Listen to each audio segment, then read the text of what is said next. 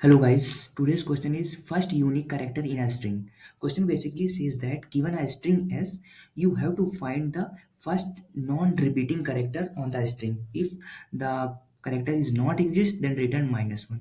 So let us take example which is given here, which is given lead code. First example is lead code. Okay, L is small here. So so what be the intuition to solve this question? But we have to find the first non-repeating character. If we have such mechanism which store that the frequency of the element, then we simply traverse the from left to right. If any first character is a single frequency, then we simply return that is our answer. So what we do here, we simply create a map which is type map, yeah, or we create a mapping, a hashing. So we either choose map or either choose hashing. So either here we will choose hashing, which is we create a array of 26 size, which is a 0 1 2 3 4 5. Let's so this hashing is defined by if there is a character A, then is mapped to the hash to the first element of the array, and if el- character is B, then map to the array of second index which is 1.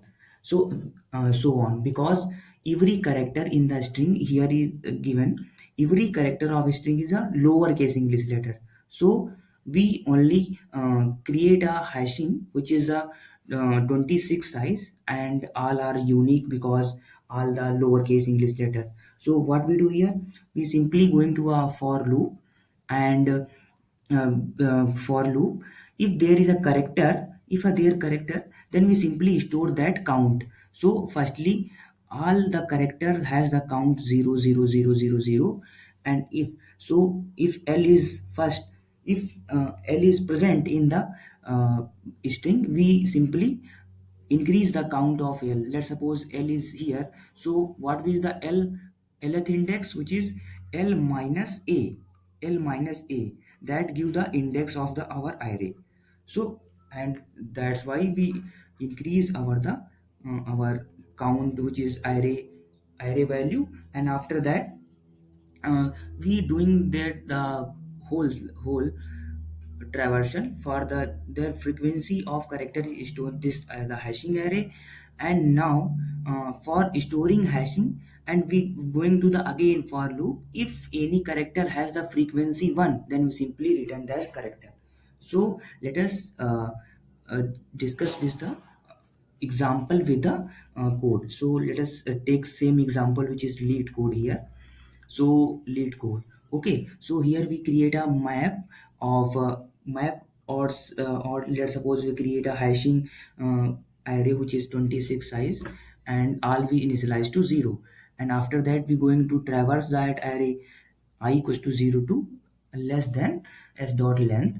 And if find the index, how we find the index, a equals to index which equals to a equals to s of I, that character minus a.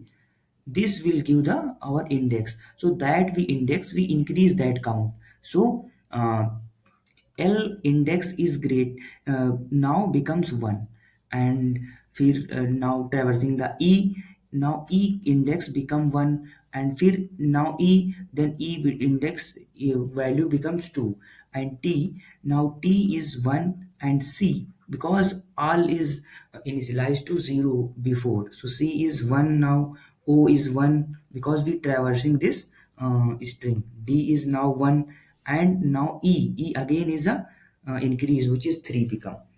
So after doing the hashing of that string, we going to simple initialize our answer, which is answer equals to -1.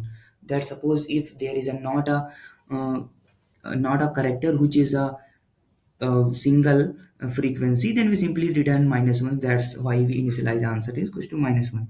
So we simply, now we again go to the traverse the string whole, and we check if that character, that means how we find the index s of I minus a, and we, that's how we find the index of that letter in the hashing. So if ARR of A, that index is equals to 1, that means that character is only frequent only one time. So if equals to 1, that means answer equals to I. That means that means this is stored in our answer variable. So that's why we store that index, which index uh, character is an uh, lie in our only one frequent. So that's mean answer equals to I and simply break, because not check to the further.